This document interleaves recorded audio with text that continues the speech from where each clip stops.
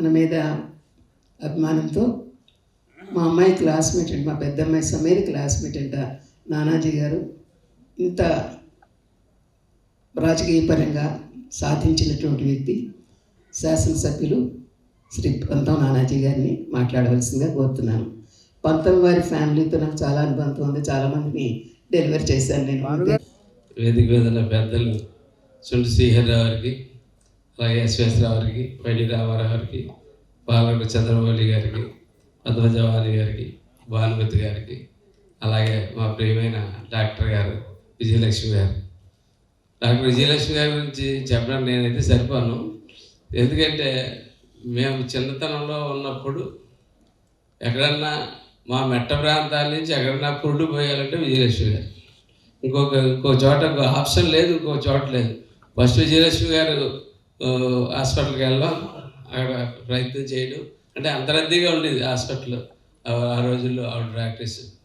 దాంతోపాటు ఆవిడ దగ్గర నేర్చుకోవాల్సింది ఒక మనిషి ఇన్ని పనులు చేయగలరా అన్నది ఒకటి ఆవిడ చూసే నేర్చుకోవాలి. ఎందుకంటే ఒక పక్కన కళలు పోషిస్తూ, ఒక పక్కన వైద్యం అంటేనే అసలు నిరంతరం మామూలుగా మా కోడలు ఇప్పుడు డాక్టర్ వచ్చిందంటే ఎన్ని గంటలకు ఇంటికి వస్తుందో ఎన్ని గంటలకు వెళ్తుందో తెలియదు డాక్టర్ పరిస్థితి.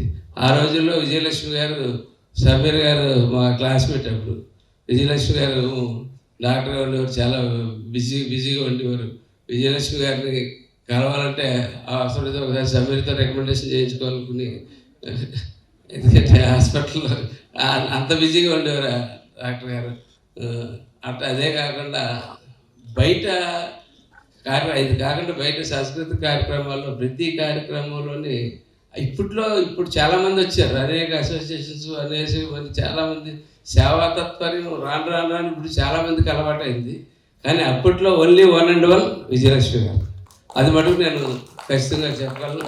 నేను నా కళారా చూసింది అంతగా గొప్ప వ్యక్తి గురించి ఇంతకన్నా నేను నా దగ్గర మాట్లాడడానికి నేను ఎక్కువ స్పీకర్ కూడా కాదు. నేను ప్రధానంగా నేను సేవాభావంతో వెళ్తాను తప్ప స్పీచ్ల మీద వెళ్ళలేను కాబట్టి నేను ఎక్కువగా చెప్పలేను. కానీ ఈ వేళకి ఆ వేళకి 80 వసంతాలు పూర్తి చేసుకున్న సరిగ్గా only 1 doctor for Kakinada Vijayalakshmi గారే నేను ఒక్కసారి బలంగా చెప్పాను తీసుకుంటాను. పెదవుల కన్నా సేవ చేసే చేతులు మిన్న అన్నట్టుగా మీరు సేవ చేయటం, ప్రజలకు ఉపయోగకరమైనటువంటి పనులు చేసి ఇంకా మంచి పేరుని సంపాదించుకోవాలని నేను ఆకాంక్షిస్తున్నాను. మీకు గొప్ప అవకాశం ఇది. మేము శాసనసభ్యులుగా మీ ప్రాంత ప్రజలందరికీ ఉపయోగకరమైనటువంటి పనులు చేస్తారని నేను మనసారా కోరుకుంటూ ధన్యవాదాలు మీరు వచ్చినందుకు.